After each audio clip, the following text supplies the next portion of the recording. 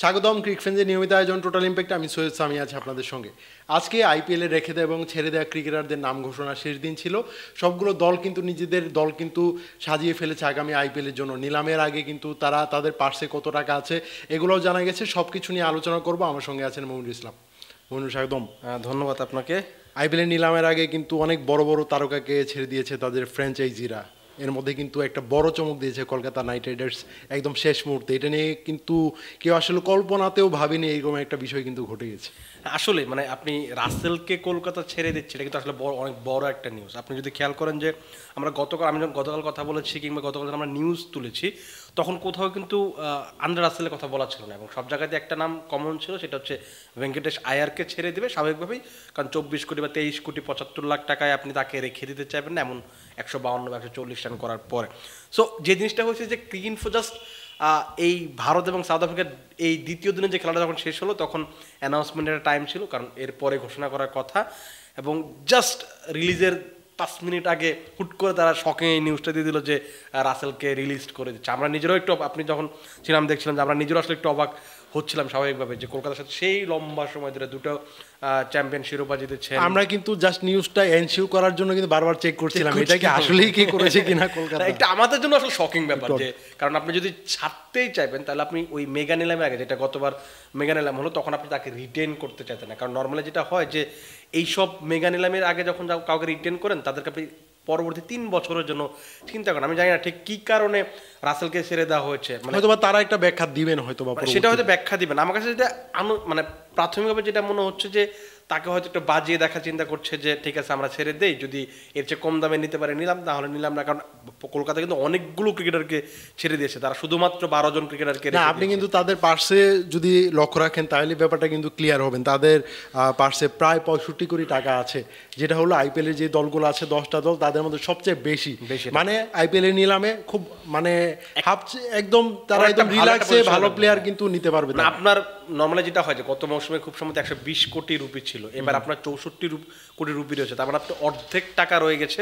আপনার অলরেডি স্কোয়াডে 12 জন ক্রিকেটার রয়েছে। আপনি ওই 64 কোটি টাকা দিয়ে আপনি চাইলে 8-10 জন ক্রিকেটার যদি কিনতে পারেন ঠিকঠাক মতো, এর মধ্যে আপনি 20 কোটি টাকা ধরেন একটা প্লেয়ারের পিছনে কিন্তু খরচ করতে পারবেন স্বাভাবিকভাবে। কারণ বাকি 40 কোটি টাকা আপনি জেনে বুঝে খরচ করেন, তাহলে আপনার স্কোয়াডটা একদম একটা খুবই ভালো একটা স্কোয়াড বানানো। এবং যেটা শোনা যাচ্ছে যে তারা ক্যামেরন গ্রিনের প্রতি একটা আগ্রহ রয়েছে, তার জন্য 15 কোটি টাকা খরচ করতে তাদের আসলে খুব বেশি সমস্যা থাকার কথা। কারণ আপনি যদি অন্য ফ্র্যাঞ্চাইজিগুলো দেখেন, সবার কিন্তু আসলে ওই অ্যাবিলিটিটা নেই যে একজনের পেছনে 15 কোটি টাকা 20 কোটি টাকা খরচ করবে। সেটা স্বাভাবিকভাবে এইবার 2-1 ক্রিকেটার থাকবে যাদের প্রতি কলকাতাটা বিশেষ নজর থাকবে, তারা সেখানে যত বেশি টাকা ঢালা যায় সেটা হবে। আর আরেকটা ব্যাপার হতে পারে যে অভিষেক নায়া যেহেতু প্রধান কোচ হয়েছেন, স্বাভাবিকভাবে তার একটা ভিশন থাকবে, তার একটা চিন্তাধারা থাকবে। সে নর্থ যুক্ত হয়েছেন, টিম সাউদি, আগে থেকে ডোয়াইন ব্রাভো ছিলেন। সো তারা ওই নেক্সট কয়েক বছরের প্ল্যানটা হয়তো এখান থেকে সাজাবেন। মেগা নিলামটা হয়তো আর 2 বছর পরে হলেও হতে পারে, কিন্তু আগামী 2 মৌসুমে ভালো করতে যা করার প্রয়োজন সেটাই হয়তো এই নতুন কোচ আসার কারণে হয়তো এইরকম একটা চেঞ্জ কলকাতায় দেখা যাচ্ছে আসলে আমার কাছে মনে হয়। আর আরেকটা ব্যাপার হলো আইপিএল এর অন্যতম সফল দল চেন্নাই সুপার কিংস, তারা কিন্তু বেশ কিছুদিন ধরে একটা গুঞ্জন চলছিল যেটা আসলে সঞ্জু স্যামসনকে তারা আসলে নিতে চাইছে। আমরা আসলে যেটা ভাবছিলাম যে সঞ্জু স্যামসন হয়তো বা বিরাট কোহলির সঞ্জু স্যামসন হয়তো বা মহেন্দ্র সিং ধোনির স্থলাভিষিক্ত হবেন, ঋতুরাজ গায়কোয়াড়ের বদলে তাকে হয়তো বা ক্যাপ্টেন ঘোষণা করা হতে হবে। তবে এরকম কোনো চমক কিন্তু তারা রাখেনি। ঋতুরাজ গায়কোয়াড় কিন্তু ক্যাপ্টেন হিসেবে আছেন, সঞ্জু স্যামসন কিন্তু খেলবেন দলটাতে, এবং মহেন্দ্র সিং ধোনিও আছেন। সব মিলে আসলে কিরকম দেখছেন? এটা অনেক বড় একটা ব্যাপার। আমরা নিজেরও আসলে আলোচনা করেছিলাম যে ঠিক কি কারণে। কারণ আপনি যদি চিন্তা করেন যে রবীন্দ্র জাদেজা একদম লয়াল একটা, অনেক দিন ধরেই রবীন্দ্র জাদেজা চেন্নাই সুপার কিংস খেলছেন। আপনি চেন্নাই সুপার কিংসের যে কজন ক্রিকেটারের নাম আপনি মনে করবেন, আপনি সুরেশ রায়নার কথা বলুন, মহেন্দ্র সিং ধোনির কথা বলুন, আপনি রবিন উথাপার কথা বলুন, আপনি জাদেজার কথা বলতে পারবেন, শেন ওয়াটসনের কথা আপনি কয়েকজনের জন্য বলতে পারবেন। মানে কিছু ক্রিকেটার রয়ে গেছে যাদেরকে আপনি চেনেন যে চেন্নাই সুপার কিংসে খেলেন, তাদের অন্যতম একজন হচ্ছেন রবীন্দ্র জাদেজা। সো তাকে ছেড়ে দেবে, সেটা একটা বড় মানে শকিংই ছিল। মানে শুরুতে আপনি যদি বলেন যে শকিংয়ের যে জাদেজাকে সঙ্গে আপনি স্যাম কারানকে দেবেন, আপনি শুধুমাত্র ইয়ের জন্য, সঞ্জু স্যামসনের জন্য, কিন্তু সেটা যদি আপনি একটু ভালো করে চিন্তা করেন, সেটা ক্লিয়ার হওয়ার কথা যে ঠিক কী কারণে তারা এইরকম একদম লয়াল ক্রিকেটারকে ছেড়ে দিতে বাধ্য হয়েছে। সেটা হচ্ছে যে ধোনি কিন্তু লাস্ট 2-3 মৌসুম ধরে বারবার বলছেন যে এই অবসরে যাব, এই অবসরে যাব, আর একটা মৌসুম খেলবো, আর একটা মৌসুম খেলবো, কিন্তু একটা সময় পর গিয়ে তো আপনাকে ধোনিকে ছাড়তে হবে। যে জিনিসটা হচ্ছে যে আমি আর আপনি খুব সম্ভবত গত সিজনে মানে এই লাস্ট সিজনে আগে আলোচনা করছিলাম যে চেন্নাই খুব সম্ভবত ঋষভ পান্তের জন্য একটা দৌড় ট্রাই করবে, কারণ হচ্ছে তাদের একটা উইকেট কিপার ব্যাটসম্যান লাগবে, বিশেষ করে ইন্ডিয়ান উইকেট কিপার ব্যাটসম্যান যেটা ধোনির রিপ্লেসমেন্ট হতে পারে। আপনি ভারতে ধোনির রিপ্লেসমেন্ট কেউই হইতে পারবে না, কিন্তু ক্লোজ টু যারা আসতে পারেন সেখানে স্যামসন স্যামসন একজন, ঋষভ পান্ত একজন। সো যেহেতু ঋষভ পান্তকে নেয়নি, তাদের একজনকে নিতেই হতো। এবং ওই লাস্ট মৌসুমে যদি টিম ম্যানেজমেন্টের সাথে স্যামসনের একটা বড় ঝামেলা ছিল, সে কারণে একটা ওই চান্সটা তাদের ক্রিয়েট করেছে। এবং যেটা সুবিধা হয়েছে যে স্যামসনকে আপনি আগামী 7-8টা মৌসুম বা 6টা মৌসুম অন্তত আপনি খেলাতে পারবেন, কারণ স্যামসনের বয়স মাত্র 28। তিনি 5-6 বছর, আপনি 30-34 বছর পর্যন্ত যদি এই ফর্মটা ধরে রাখতে পারেন, আপনার ক্রিকেটে কিন্তু আপনি 35-36 খেলতে পারেন। আপনি প্রতিটা আইপিএল আপনি দেখবেন যে স্যামসন 500-র উপরে রান করছেন, 600-র কাছাকাছি রান করছেন। এরকম একটা কনসিস্টেন্ট ব্যাটারকে কোন ফ্র্যাঞ্চাইজি আসলে নিতে চাইবে না। সো আমার কাছে মনে হয় যে এটা বড় একটা ডিল, মানে চেন্নাইয়ের জন্য বিশাল বড় একটা ডিল। তারা আগামী 5-6 বছর অন্তত পক্ষে 3-4 জন তো কোর ক্রিকেটার, আপনি শিবম দুবে, আপনি ঋতুরাজ গায়কোয়াড়ের কথা বলতে পারেন, এখন স্যামসন হয়ে গেছে। সো 3-4টা কোর ক্রিকেটার কিন্তু তারা পেয়ে গেছে। সো আমার মনে হয় যে তারা আগামী 8-10 বছর অন্তত পক্ষে এই উইকেট কিপিং অপশনটাতে বা টপ অর্ডার ব্যাটসম্যানটাতে একটু রিল্যাক্স থাকতে পারবে। আরেকটা বড় ব্যাপার হলো গ্লেন ম্যাক্সওয়েলকে কিন্তু তার ফ্র্যাঞ্চাইজি ছেড়ে দিয়েছে, তার সাথে আরও বেশ কয়েকজন ক্রিকেটার আছেন। এই ব্যাপারটা কিভাবে দেখছেন?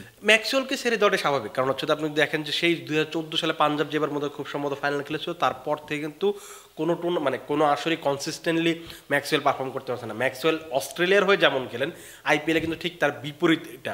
আপনি দেখবেন প্রত্যেকটা মৌসুমে মানে ম্যাক্সওয়েলের জন্য একটা বড় অঙ্কের টাকা খরচ করতে হয়। আপনি যদি লাস্ট মৌসুমটা বাদ দেন, তার আগের মৌসুমগুলোতে 8 কোটি, 10 কোটি, 14 কোটি, 12 কোটি, প্রায় প্রত্যেকটা মৌসুম, কিন্তু প্রত্যেকটা বারই কিন্তু তিনি ফেল করেছেন।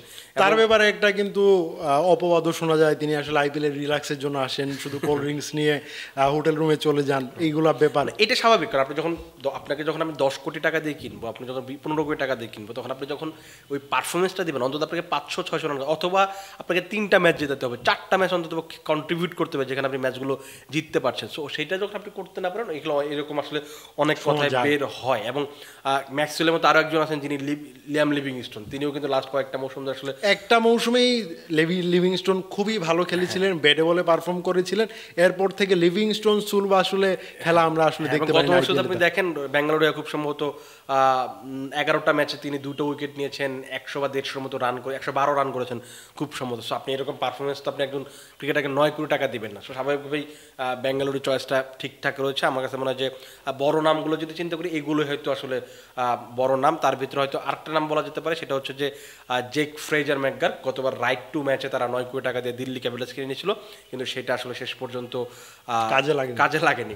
খুব সম্ভবত 9 বা 10 গড়ে তিনি রান করেছিলেন, তাকে ছেড়ে দিয়েছে। তারা একটা ভালো প্লেয়ার খুঁজছেন, ফাফ ডু প্লেসিসকেও ছেড়ে দিয়েছে। তাদের ওপেনিংয়ে একটা ভালো প্লেয়ার লাগবে, কারণ আপনি যদি লেট ওয়ার্ডে দেখেন, সেখানে কিন্তু বেশ ভালো ভালো কিছু অপশন রয়েছেন। অভিষেক পোরেল রয়েছেন, লোকেশ রাহুল রয়েছেন, পাশাপাশি আপনি যদি চিন্তা করেন অক্ষর প্যাটেল রয়েছেন এবং ট্রিস্টান স্টাফ রয়েছেন। তাদের ওই মিডল অর্ডার থেকে নিচের অংশটা কিন্তু খুবই ভালো। তবে তাদের হাতে 16 কোটির মতো রয়েছে। এই টাকাটা কিন্তু আইপিএল এর নিলামের হিসেবে খুবই কম।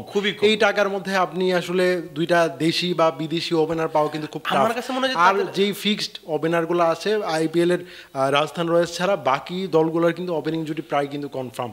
সো তারা আসলে ওপেনারদের পাবে হয়তো বা যারা আসলে অন্য ফ্র্যাঞ্চাইজির ওপেনার খুঁজবে না, সেহেতু তারা আসলে কমেই পেতে পারে। একটা জিনিস আপনি চিন্তা করতে পারেন, আপনার দিল্লির কিন্তু আসলে খুব বেশি ওপেনার কিনতে পারেন। আপনি যদি একটা ওপেনার ঠিকঠাক কিনতে পারেন, চিন্তা করেন আপনার হাতে কিন্তু ওপেনার অপশন রয়ে গেছে। আপনি লোকেশ রাহুলকে ওপেন করাতে পারেন, আপনি চাইলে অভিষেক পোরেল কিন্তু আমরা গত সিজনে দেখেছি ওপেন করতে, তার আগের সিজনে আমরা ওপেন করতে দেখেছি।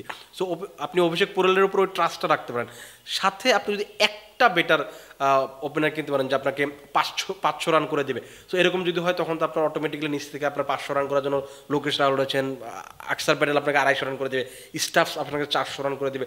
সো ওই কনসিস্টেন্সিটা ধরে রাখবে, কিন্তু আপনাকে অন্তত একজন ওই টপ লেভেলের একজন ওপেনার কিনতে হবে। কিন্তু মিনিল নামে আসলে এই টাইপের প্লেয়ার পাওয়া টাফ, কারণ এখানে বেশিরভাগ প্লেয়ারই যাদেরকে ছেড়ে দেওয়া হয় তারা পারফর্ম করতে পারেন না বলে ছেড়ে দেওয়া হয়, এবং নতুন খুব বেশি ক্রিকেটার আসলে আসার সুযোগ থাকে না। সে কারণে আসলে তাদের জন্য চয়েসটা কঠিন হবে। এবং যেটা সবচেয়ে বেশি কঠিন হবে হচ্ছে আপনার কলকাতার জন্য, কারণ আপনি পুরো স্কোয়াডটা ছেড়ে অর্ধেকের বেশি স্কোয়াডটা ছেড়ে দিয়েছেন, আপনি আসলে ওই লেভেলের ক্রিকেটার পাবেন কিনা সেটা নিয়ে একটা প্রশ্ন থেকে যাবে আসলে। আমি হয়তো বা ভুলে রাজস্থান রয়্যালসের পার্সের কথা বলছিলাম, এটা আসলে দিল্লি ক্যাপিটালস হবে। দিল্লি ক্যাপিটালসের পার্সে রয়েছে 21 কোটি 80 লাখ টাকা, 80 কোটি এটা মনে হয় যে 80 লাখ টাকার মতো। So, এটা আসলে এই টাকাটা মনে হয় যে আসলে ভালো একটা অ্যামাউন্ট হবে। আপনি একজনের পেছনে 10 কোটি টাকা যদি আপনি ভালো একজন ওপেনার পেছনে 10 কোটি টাকা খরচ করেন, আর বাকি 11 কোটিতে আপনি ভারতে 3-4টা কিনে নেবেন, আপনি বিদেশে 2-3টা কিনে নেবেন, মোটামুটি আপনার স্কোয়াডটা ব্যালেন্সড হয়ে যাবে। So, আপনারা তো জানেন যে আপনি সুবিধা যেটা হচ্ছে যে আপনি এই যে 15 জন বা 17 জন 18 জন ক্রিকেটারকে রেখে দিয়েছেন, আপনি জানেন যে আপনার কোন কোন অপশনে ব্যাকআপ প্রয়োজন, কোন কোন অপশনে আপনার জেনুইন ব্যাটসম্যান প্রয়োজন বা বোলার প্রয়োজন। সো ওই জায়গাগুলো ফিল আপ করার জন্য আপনি ফিক্স চিন্তা করতে পারেন যে আমি ঠিক আছে, আমি এই 2-3 জনের উপর টার্গেট করব, তাকে আমি 10 কোটি টাকা দিয়ে হলেও কিনবো, 5 কোটি টাকা দিয়ে হলেও কিনবো, 15 কোটি টাকা দিয়ে হলেও কিনবো। সো আপনি কিন্তু ওই চান্সটা পাচ্ছেন। সো আবার প্রত্যেকটা দলের কিন্তু খুব বেশি করে টাকা নেই, সবারই 10-15 কোটি টাকা আছে, সবারই কিছু না এত বাড়বে না আসলে। হ্যাঁ, এবং স্কোয়াডে দেখবেন সবারই একটা লু ফল রয়েছে প্রত্যেকটা দলেরই। আপনি যে হাতে গোনা যদি আপনি মুম্বাইয়ের কথা বাদ দেন, মুম্বাই খুব বেশি ক্রিকেটার ছাড়েনি, তারা অল্প 3-4টা ক্রিকেটার ছেড়ে দিয়েছে এবং তাদের স্কোয়াডটা ব্যালেন্স, কারণ তারা ট্রেড করেছেন, যে যে জায়গাগুলোতে লু ফল ছিল সেটা ঠিক করেছেন। আপনি হায়দ্রাবাদের কথা যদি চিন্তা করেন, তারাও কিন্তু খুব বেশি ক্রিকেটার ছাড়েনি। আপনি গুজরাটের কথা বলতে পারেন, তারাও খুব বেশি ক্রিকেটার ছাড়েনি। মানে তাদের সবার, বেঙ্গালুরুর কথা বলেন আপনি, শুধুমাত্র লিয়াম লিভিংস্টোন বড় তারকা তাকে ছেড়ে দিন। তার মানে সবারই স্কোয়াডটা মোটামুটি 80 থেকে 90% ফিক্সড। শুধুমাত্র কলকাতা যদি আপনি চিন্তা বাদ দেন, আর চেন্নাইয়েরও কিছু টাকা মনে হয় 40 কোটি টাকার মতো টাকা রয়েছে।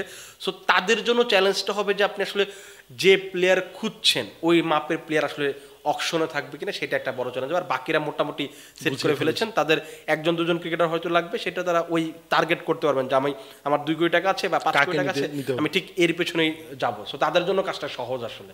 ধন্যবাদ সময় দেওয়ার জন্য। আপনাকেও ধন্যবাদ। দর্শক, ক্রিক ফ্রেন্ডসের নিয়মিত আয়োজনে আমাদের সঙ্গে থাকার জন্য ধন্যবাদ। পরবর্তী কোনো পর্বে অন্য কোনো বিষয় নিয়ে আবার কথা বলবো, সেই পর্যন্ত আমাদের সঙ্গে থাকুন।